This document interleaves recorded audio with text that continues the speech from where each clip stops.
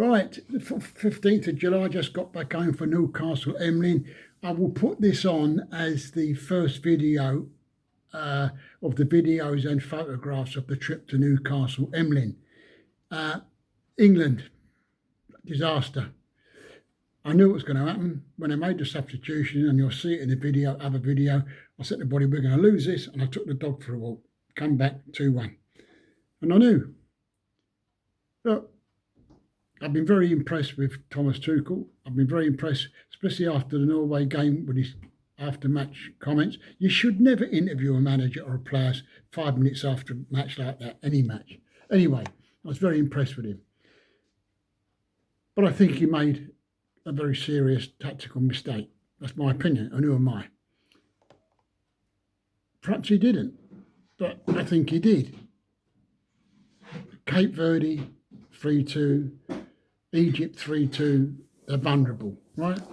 But if you sit back, they're so good. They are world champions. They've got class players, and they've got the world's best in little Messi, even at his age.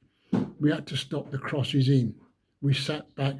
Now, to do that with 5 minutes to go and then a bit of extra time, say 9 minutes as it was, fine. But not then. It gave them a signal, and they changed it. They make change. You know, it was wrong, and I think, but we have to say to yourself, hindsight's a wonderful thing. At the heat of the moment, he made a decision thinking it. But when he reflects and he learns by it, he made an error. We should have. The best form of defence sometimes is attack. We should have brought wide players on in Saka and Bradford. He can hold the ball up. So they stop them down the flanks. When we broke wide, get there and squeeze them into the middle so they can't get the crosses. That's what we should have done. And as it went on and it was 1-0 to us with just 5 to 10 to go, they would have opened up even more. So there was a mistake made. And he did make a mistake. Now, even if we would have done what I think we should have done and we lost, I could have stomached that. But I think the stat was we only had 12% from the moment we scored. It's ridiculous. It was wrong. Now then, what do we do with him? All right, sleep on it, right? I've heard that they're keeping him for the Euros, if he wants it, that is.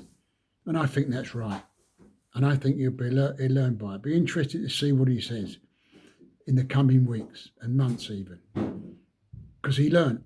And also, how many managers get to the position, have been very, very skillful, top European managers or world managers at club level, get to the semi-final of a World Cup and then make a decision like that when everybody's on them?